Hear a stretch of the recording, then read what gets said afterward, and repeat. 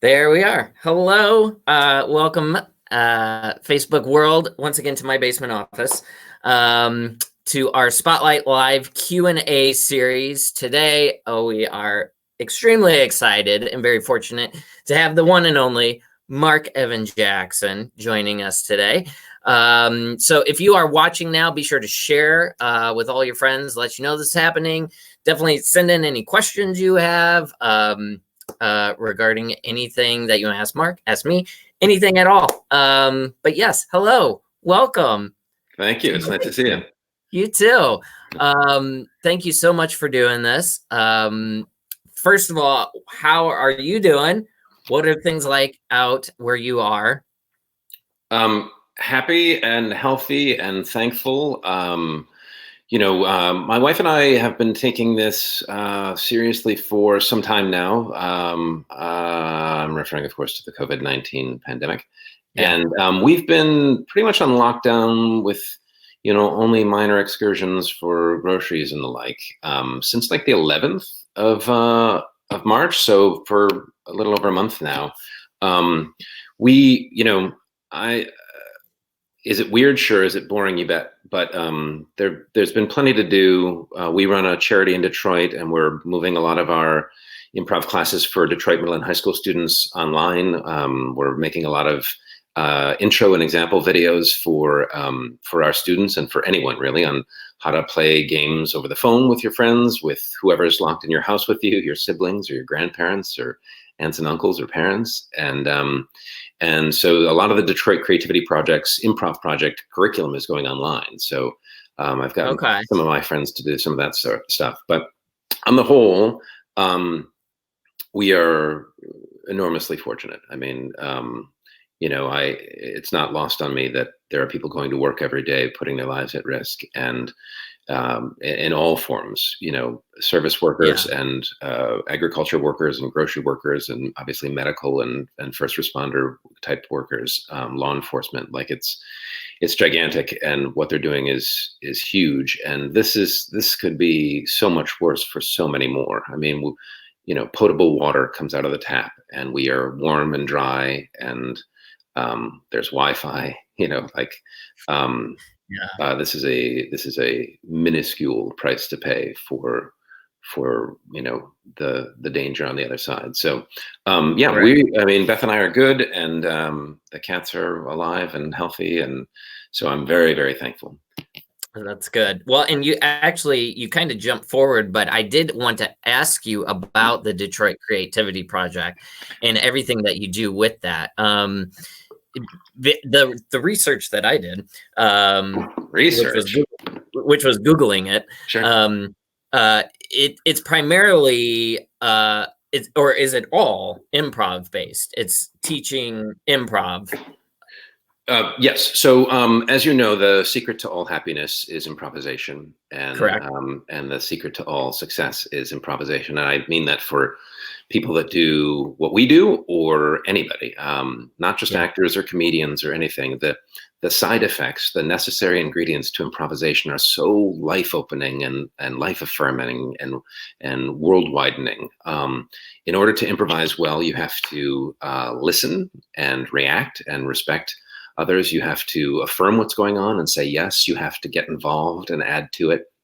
And so in 2011, 2012, when the city of Detroit, from which I'm not from there. I grew up in Buffalo, New York, and I went to school in Grand Rapids, Michigan, and lived a few other places. But I moved there for the second city in 1997, and Detroit very quickly became home. Detroit is a special place. There's a soul and a vibe and just a life force there that is infectious and wonderful and great. And so my friends, a lot of Detroit expatriates who now live in Los Angeles and work as writers and actors and directors and musicians and lots of things, we all got together and said, what can we do to be a part of this renaissance, this burgeoning renaissance, which had been simmering for decades, but really started to take off then. And with 30 seconds review, we realized like the common denominator to all of our successes was improvisation, the collaboration and the positivity and the affirmation is why we all live in Los Angeles and or New York or wherever and have careers. Like that truly is the underpinning of all of our lives. And so we were like, oh, we should be teaching improv in Detroit middle and high school. So we launched the Detroit Creativity Project, and we are a 501c3 nonprofit organization, and we've been doing it since then. And I think in 2019 we taught like 1,500 students to improvise, and oh wow, it's amazing. And so we're using a very long answer to your very brief question is yes, it's improvisation. We're using the tenets of improvisation to teach improvisation, but also using those tenets to branch out now to digital media, to editing and shooting and storytelling with the camera.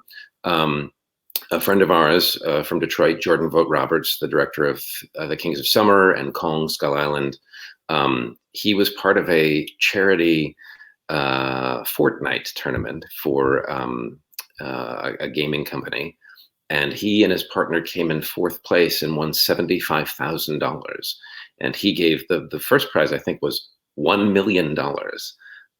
But they came in 4th and won $75,000, and he donated his half to the Detroit Creativity Project to launch a digital media program, which we now have up and running, and it was accelerating before everyone had to stay home. But we're working to find ways now. We were able to get the equipment and still be working on some of these projects virtually, remotely. Yeah, it's pretty cool. So it's the greatest thing in the world, but I would imagine we'll touch on this more than once in the course of this conversation. But everyone in the world should improvise, whether you have any hope of being an actor or a comedian or on stage or on camera or anything. Stay-at-home moms should improvise. Stay-at-home dads should improvise. The elderly, children.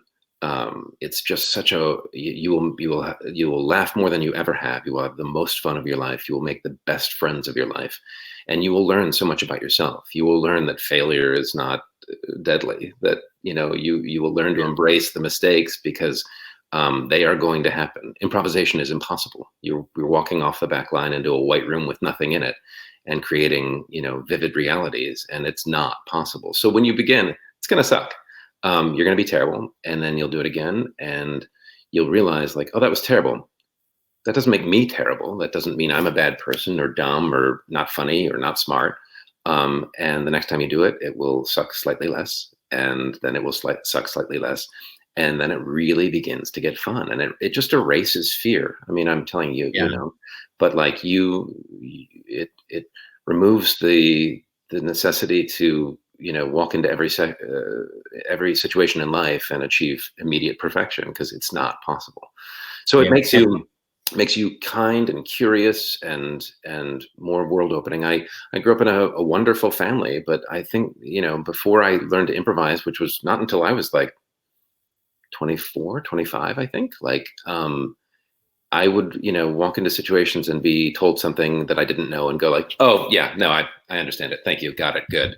And closing the door and stopping the scene and not allowing that curiosity to bloom. Like it was, I think I believed that it was a weakness not to know something. When you improvise, like you begin to learn like, wait, I don't know anything about what you're talking about. Tell me everything. Like, I'm so curious and I want to learn and grow. And you realize that it's not weakness not to know something. You just don't know it yet. Right. Yeah. Well, and that's since my leaving LA, I can't even count the number of times, and I don't know who said it, but it's a famous improv quote too that applies to everything. Of, well, it's not a failure. You just learned how not to do it. I like that. I haven't heard that. I've said that so many, especially to our kids. I say that all the time. I'm like, you didn't fail. You just know now that's not how you do it. You do it this way next time. And yeah. And like you said, yeah, it just eliminates that fear of failure. For sure.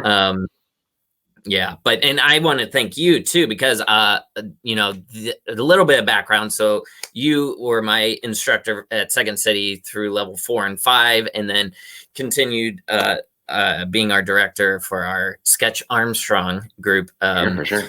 for a while after.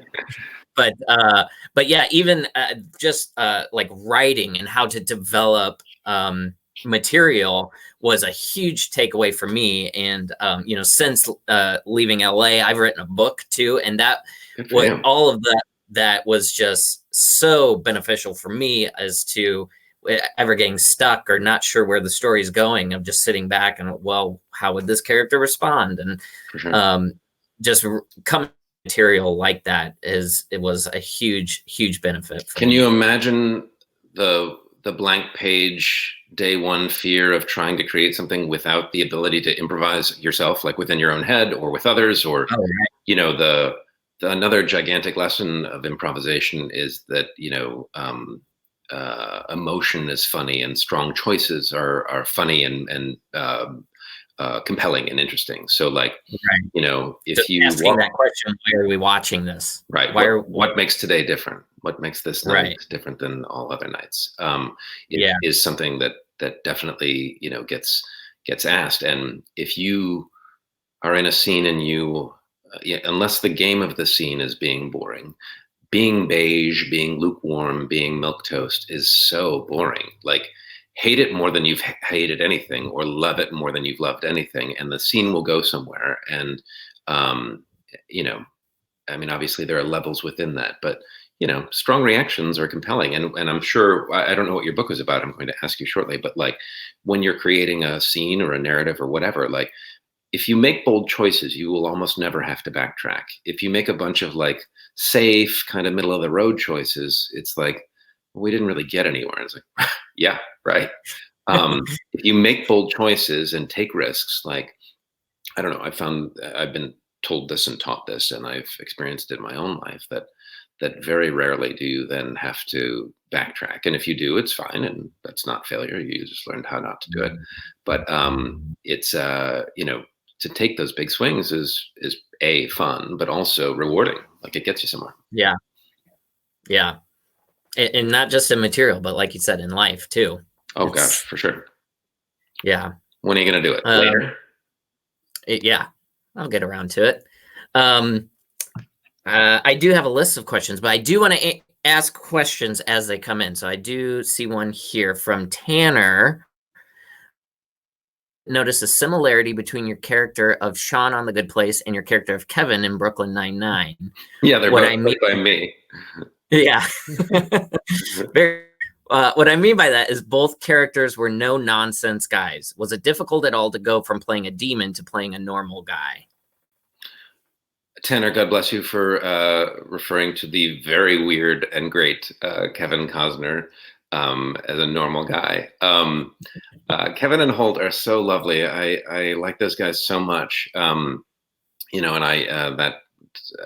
as you know, like, to be invited to come and play in any of these playgrounds is an enormous honor, and the chances are infinitesimal. Like, the likelihood of getting cast on anything ever is zero. So it's obviously, pardon me, lovely and great.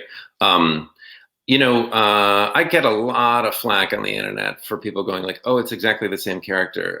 The attorney in Parks and Recreation and Kevin Costner on Brooklyn Nine-Nine and Sean on The Good Place are the exact same thing. That's false. I mean, yes, they're played by me, and I do have a sweet spot and a wheelhouse of deep-voiced authority figures. And, I mean, I'm, as I've said many times before, like, I'm C-3PO and I'm Niles Crane. So they are very specific, and, but you have that acting down. I'm sorry, eyebrow. You skip. Oh, my eyebrows. The eyebrow lift. Yep, that's money in the bank, baby. No, it's not. Kevin and Sean are very different people in my mind. I mean, they, obviously they both come out of the weird vessel that's me, but they're different dudes. But I think what was probably more interesting or a wonderful challenge that I was offered was towards the end of The Good Place, spoiler, to find a little glimmer of humanity in Sean. Like, he turns out cared about something. I won't go into what, but like, something was going on that was going to end, and he wasn't into it. Like, I don't know, you get sent scripts like that before the table read, and you're like, oh, I can't wait to do this. Like, this is an incredible opportunity. In any case, Tanner, thank you for watching NBC's The Good Place and Brooklyn Nine-Nine. Nine-Nine. Nine. I do want to ask you what that whole experience was like, because watching it from the outside, Sarah and I watched the whole series of The Good Place. We absolutely loved it. And to me, watching from the outside, it just seemed like the ensemble kind of, I don't even know how to describe it, but it just seemed like everybody absolutely loved everybody on that show. And not storyline wise, but just as of the ensemble, everybody getting along. And that might be from an outside perspective of following everybody on social media and all that stuff. Because I know you guys did do a couple improv shows together, correct? For sure. Yeah. I mean, this is your assessment of it is 100% correct. The beyond the cast, the crew, the writers, the promotion people. I mean, Mike Schur is a Harvard graduate, Saturday Night Live alum. He, along with Greg Daniels, adapted The Office for America. Then he went on to create Parks and Recreation and Brooklyn Nine-Nine and The Good Place. And he's just a remarkable dude. He's humble and kind and wonderful, and also a genius and hilarious and like hateably smart. But he has a no jerks rule. So there's no one within the orbit of any of these television programs, which are gigantic armies of hundreds of people, with any ego or bravado or anybody that's obstreperous or, loud or like egotistical. Like they are asked to accomplish gigantic, impossible tasks on the regular, and everybody goes, okay. And they're all at the top of their game. He's curated a pool of people that are just, thankful, like top of their game. I mean, look at the stars on these shows. And that's true of every department, directors of photography and camera crews and editors and script supervisors and wardrobe and makeup and hair and sound and grip and electric and everybody. The PAs are great. Like, and it's just not the case on every set. And once you learn that life can be that way, it's really difficult when you go work somewhere else and you're like, some of these people are assholes. And for no reason, you learn sort of, improv teaches empathy, and you see that a lot of the bravado and ego and stuff straight comes from weakness and uncertainty and inexperience. So yes, the cast and crew of The Good Place and Brooklyn Nine-Nine, and this is the case on Parks as well. Like, everybody's great.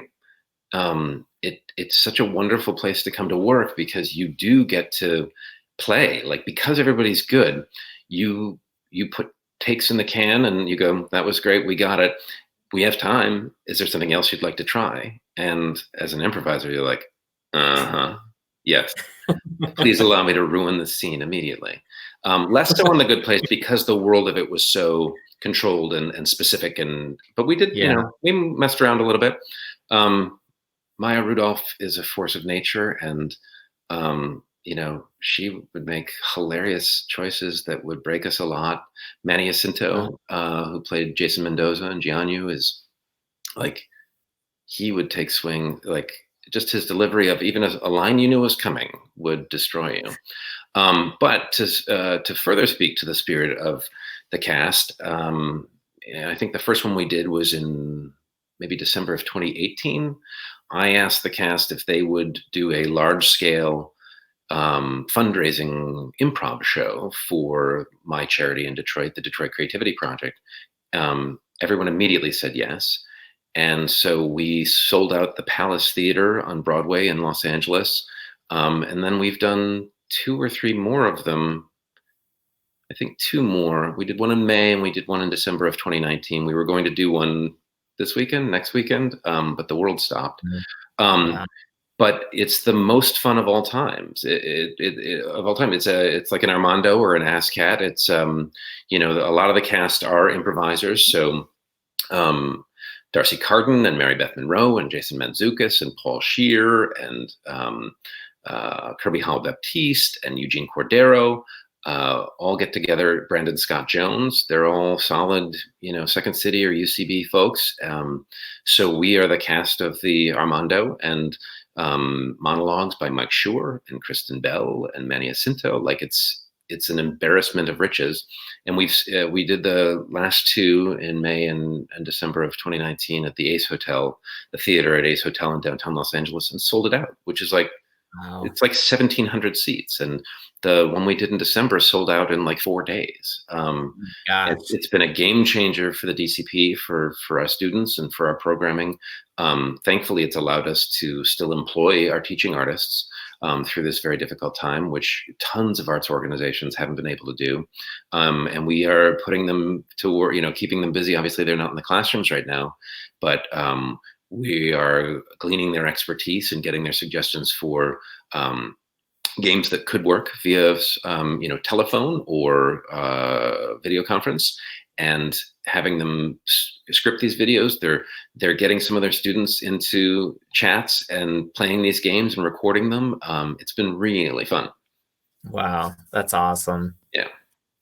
Well, and I personally love the name of the too that you guys did. You skipped out a little bit. The name of the shows? Of the improv show. The total, enunciate. The total forking shirt shows? Yes. Yeah. I thought that was brilliant. I love that. It was funny. I will tell you that this speaks to the greater generosity of NBC as well. I was always very cautious to not say like the Good Place cast or whatever, like we've said, wanted to make sure that it was clear that this was like an ancillary project involving these people that, yes, we want you to know are part of the show so that you'll buy a ticket and come to the show. But I was cautious never to say like, this is NBC's whatever, or this is the Good Place, right. The cast of the Good Place, cast from the Good Place, not an official event. And a month or so before the one in last December, I got an email from NBC, and it was like, "Oh, here it is. This is finally the cease and desist letter that I've been skirting." And it was the absolute opposite of that. They were like, "Can we have a conference call?" And I was like, "Here it comes." And they were like, "We've got all these gigantic props and stuff from Comic-Con. We've got the couch with the sign that said that was your life.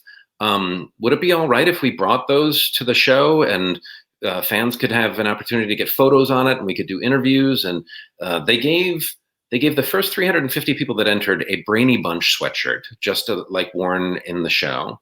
They gave us like 24 or more like raffle bags that had a Jeremy Bearimy clock in it. It had a sweatshirt. Everybody I think that entered got like some temporary tattoos from Superstore and Brooklyn and The Good Place and maybe Perfect Harmony and maybe some others. And every single person that's across from me in a cabinet got a thumbs down senior staff pin that Bad Place Demons wear on their lapel, like that can get you through the portal. Like they were overtly generous. There was a 15 or 20 foot fork, What the Fork, on stage. There was one out in the lobby. They brought the shrimp carousel from Comic-Con. Like it was incredible. And they were on track to, we had conference call scheduled for this show that was meant to be the 16th or something soon. And they were going to help out again. We were entertaining ideas for what could be done. Like the spirit of a lot of what goes on at NBC it's special. Yeah, that's so awesome. I recently did see an interview with the whole cast. It was right before the final season started airing, and everybody was talking about what they were planning on stealing from the set. Yeah. And it seemed like that it was just a normal thing. Is that normal that everyone's like, "Oh yeah, I'm taking that with me when the show's over"? It's not normal. I think everybody asked for what they wanted, especially when like props are multiples and expendable. Like, where did I put it? I have a decent number of things. I have my screen worn senior staff pin. Whenever there are multiples of things like in season 2, I think, I pop in on Michael and I'm reviewing torture reports, fake torture reports that were these red files, and they're full, like it's not blank pages. There's a language, the language that you see on screens in the Bad Place and stuff. I don't know if it's straight Klingon and it actually tells and works, but like none of it's blank and none of it's just like lorem ipsum dolor. Like it's this different symbology, different typography, and it's cool. And so I've got a torture report here. I've got, right at the end of the show, there was a joint council on afterlife affairs. We were in a round table with Maya and Tia Sircar and Ted, and I definitely have one of those. I have a poster. It's out in my wife's office right now. I have a poster from Demon Con, which was like me, like, you know, like, oh yeah, keynote blowhard Sean or whatever. That was where the other demon exploded, right? Mm-hmm. All over you. Yep. Oh, that's so much fun. Like, it's the greatest playground of all time. Like, they shot goo at me, and it was good, but I was like, double it, like double the pressure, double the volume. And Virgil Sanchez was like, and I was like, also, like, you hit me here, right in the mouth, hit me right in the mouth. And they're like, they check with safety and they check with the director and stuff, but they're like, he said, do it. So I think the orange goo was second, and it's satisfying. I have it in slow-mo. One of the props guys, everybody in the world shot it. Are you kidding? When you shoot a stunt like that, like everybody's like, like, but they all shot it in slow-mo, and so it's cool. Like you can hear the gun. It's like, it looks a bit like a fire extinguisher. It's like a well, I guess it's probably like a fire extinguisher, but it's this big black tube, and it's just out of frame, pointed right at you. And on the video, you can hear it go like, it's very cool. So yeah, the last thing that I didn't steal, I was offered it, and I took it, is there's an episode late in season 4 when they come across me, and I'm in the neighborhood of 12358W, and I'm smashing crystal figurines from a cart. And the name of the cart, because Megan Amram is a monster, is Joni Loves Tchotchkes. And so I have the sign from the cart that says Joni Loves Tchotchkes. And I was offered, and I should have done it because I could be locked in quarantine with it right this moment. When I recorded a few podcasts ago with the executive producer, Morgan Sackett, the obelisk that Matt from accounting goes into to silently, quietly tabulate how the new afterlife points are working, the big black triangle with all the good place, bad place writing on it. That was in the production offices, which they were wrapping out. They were closing it. And he's like, you can take that. And it's like, well, it's 7 feet tall and 400 pounds. Like, I drive a car. Like, how am I going to get that out of here? And I'm regretting it, because that would be, there's absolutely nowhere in this house for it. But love will find a way. Yeah, that'd be great to have just in your entryway as people walk into your house. For sure. Oh, don't mind that. Just walk right past it. Don't worry about it. So we've had a few students of ours that ask, and everybody we've had on so far, we've asked them, but what would you suggest, or what would you say to somebody wanting to get into the business of film or television? Any advice you would give? And you kind of touched on it already, which Austin Tichenor had said, just don't be a jerk. Mm-hmm. Was his big advice. Like, just be somebody that people want to work with. That's true. In terms of TV and film, what advice would you give? Well, certainly baseline, no matter where you are in the world, learn to improvise, like start. Improv is a martial art. Like it's a beltless version of martial arts. There are no, once you're into it and doing it, there really aren't any ranks. So never compare yourself to anybody else, or, say, I've only been doing it for this long or whatever. Like, do it more, get good, get comfortable, scare yourself, try stuff, take risks. Certainly that. But, there are a billion paths to this thing. Um, and I'm a person who came to it completely by accident and solely via improvisation. I did not study this. I've never taken an acting class. I have just done it. Like I've just been on stage, and that's if you are an actor that is studying this. If you're, doing community theater or indie films or studying this in high school or college or what have you. Um, Improv is a gigantic skill because it's an asset because in the course of a half hour improv set you'll play 10 or 12 different characters kind of thing, and done well, like you will fully embody them and play them to their fullest, and you'll be playing children and aliens and the elderly and different genders and everything in between, different statuses, high status, low status, brilliant, stupid, all of it. And it's just repetitions, right? Like it's just time on task and time spent acting, and there's just no substitute for it. For those of you who are a little bit more advanced and are already doing this and are auditioning and that sort of thing, or if you're taking meetings to get representation or what have you, like be great.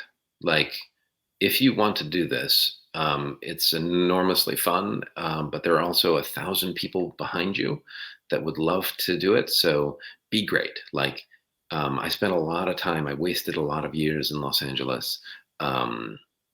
Sort of being off book, like mostly ready for the audition.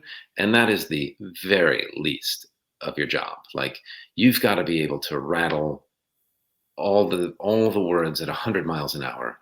You've got to be able to whisper it and scream it, say it in a snowstorm. Like there can't be any distractions. And yet it's not until you have the words so deep in your tissue and are able to spew them that you are able to find any moments in it, any truth in it, any authenticity, that you are able to discover it. Like it's what makes this day different. Like it's the only thing that can be said at this moment, kind of thing, whether comedically or dramatically or whatever. Like I sort of half-assed it and was beige and lukewarm and milquetoast about like doing the work of the work for a long time, like memorization. And there are no excuses. There are brilliantly famous people that are dyslexic or have bad memories or claim have lots of things. So there's no excuse. Do the work and be great. Be ready with that. When they send you sides for an audition and it's 4 scenes and they say we're only going to do 2, know all 4. Like it's really impressive and meaningful to a casting director and directors when they go, you read the whole script. That's cool. If they send you the whole script, read the whole script. Like know the world around this tiny window that they've offered you, these 2 pages in a doctor's office. Like, where does this fit? And some actors would disagree with that because they're like, you shouldn't need that, and maybe you shouldn't. But I don't know. Someone's just handed you 35 pages for a half-hour sitcom or 110 pages for a feature. Like, read it, find out in your dream world, which of these characters would you love to play? One of the stars, one of the leads. Like, I don't know. I think another super vital ingredient for those of you that would like to do this and are serious is to believe, to know that it's possible, and you gotta want it. Like you've gotta work for it, and it's gonna take time, and the rejection is lengthy and crushing, but not fatal. But you have to believe. I know how I dress and sound, but I am a C student from a middle class family in Buffalo, New York, who's never had it. It was never my dream to do this. I didn't see this coming. This wasn't, this is the product of saying yes a lot, to go, I don't know, let's try. Why not? Let's give it a shot.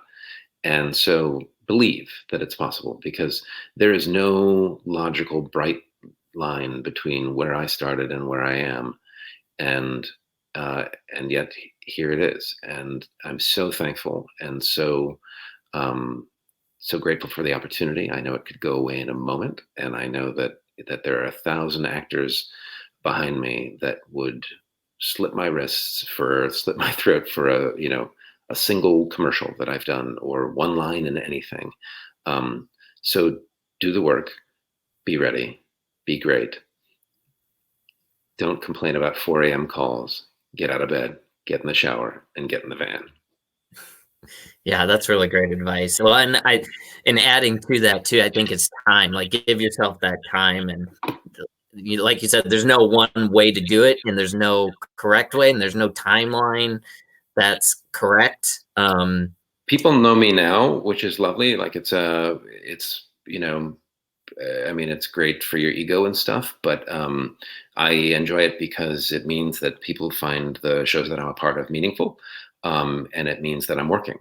So that feels great, but it's recent, and my trajectory has been gradual. My trajectory in Hollywood has been slow and lengthy. I moved here in 2001, and when things didn't immediately go perfectly, and I wasn't, a series regular on a television show, which I've never been, by the way.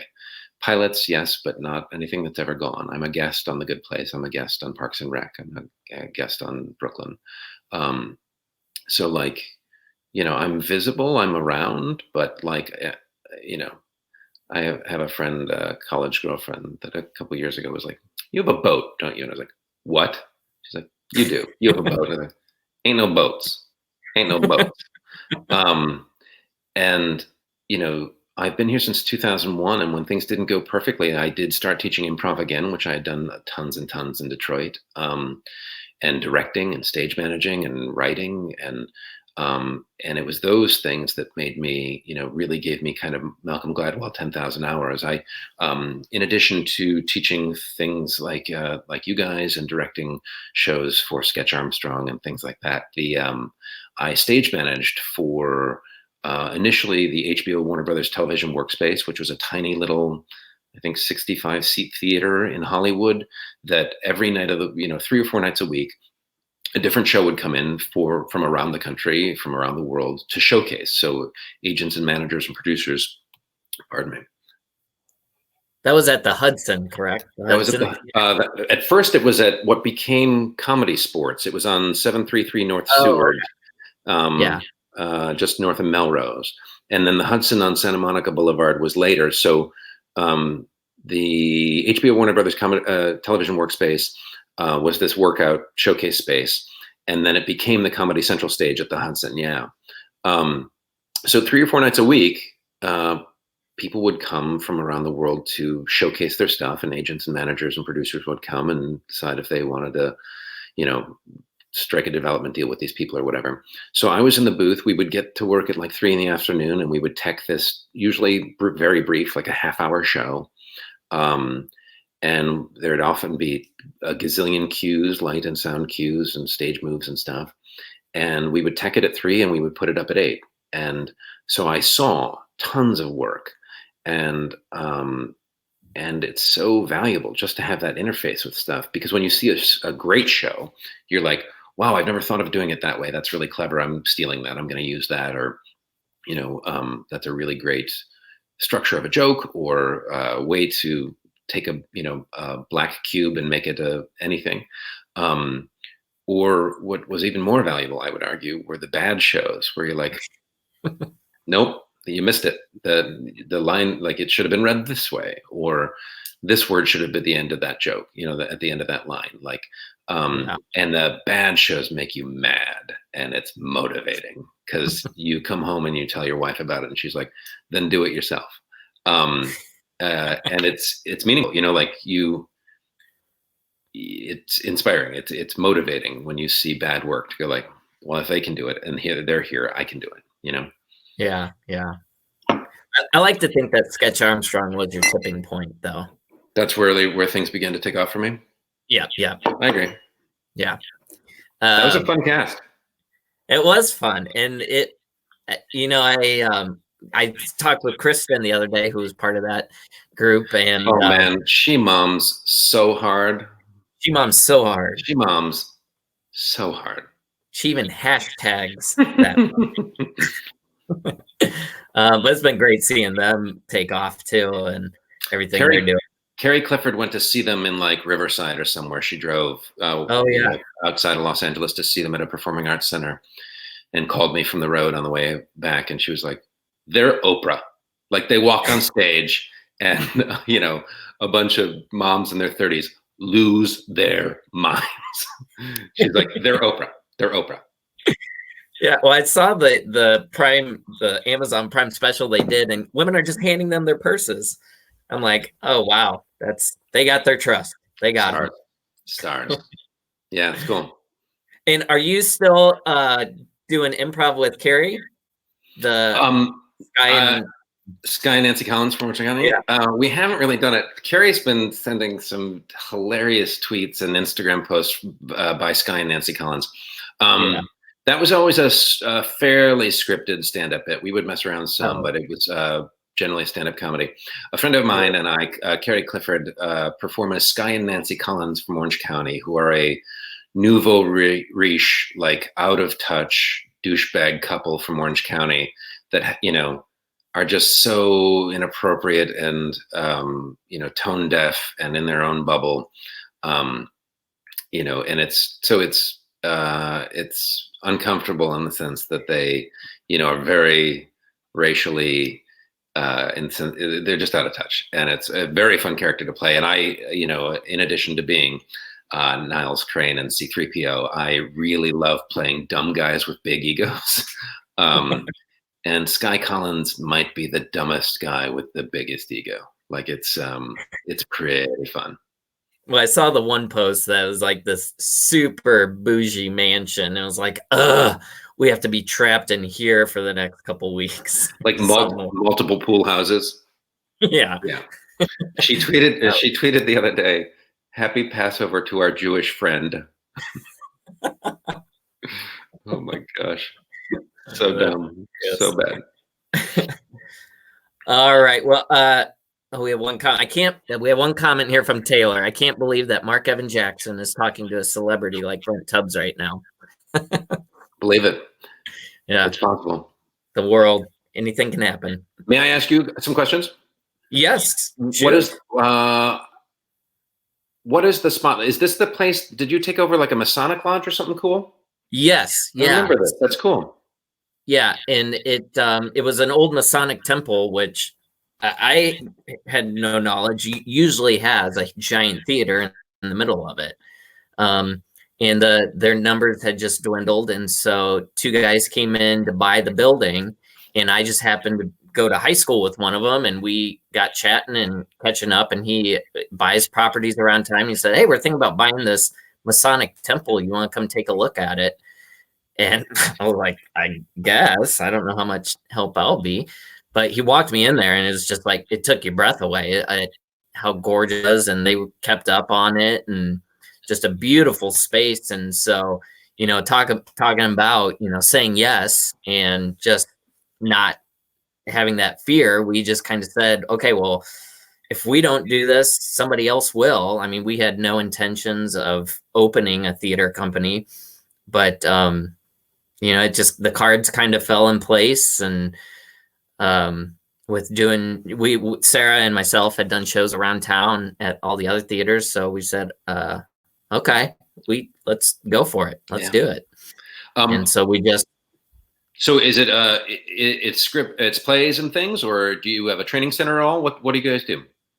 We do. So we mostly, we produce 6 main staples every year. Wow.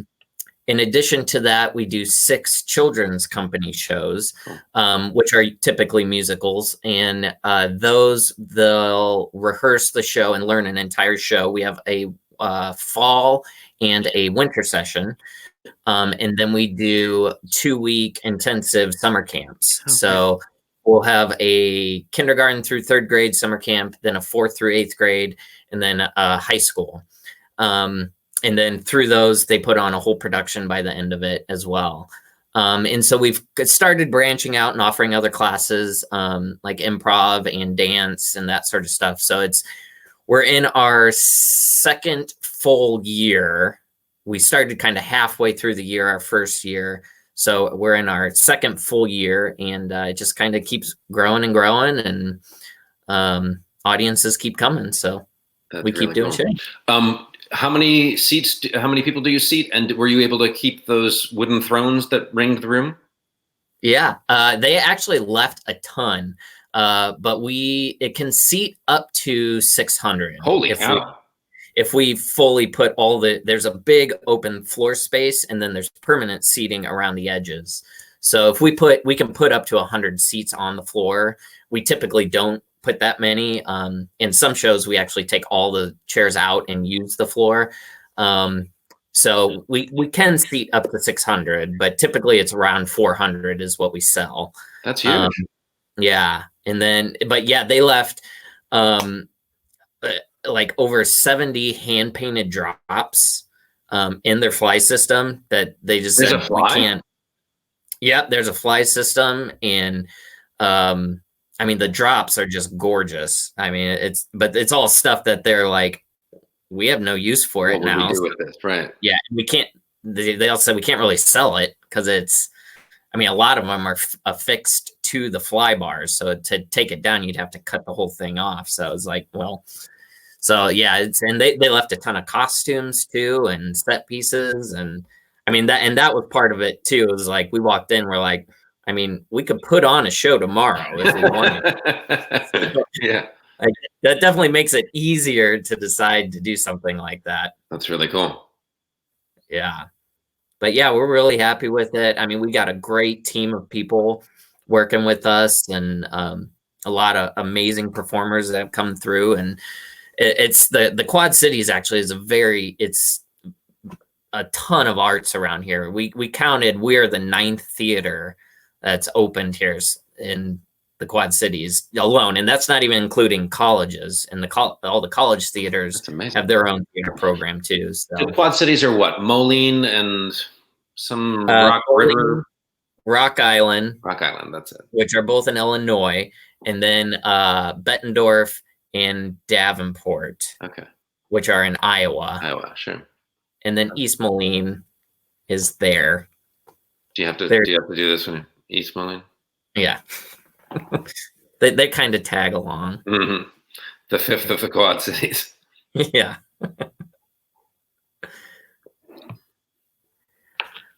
Well, all right. Well, I'm seeing a lot of comments, but no questions. So I think we're good. I can't thank you again for doing this. Yeah, it's really nice to see you and catch up a little bit. You too. Yeah, absolutely. All right. Well, thanks everybody for watching. The video will be replayed on our website if you want to watch. Take an improv class. And take an improv class, for goodness sakes. Life-changing. All right. Thanks so much. Bye, everybody.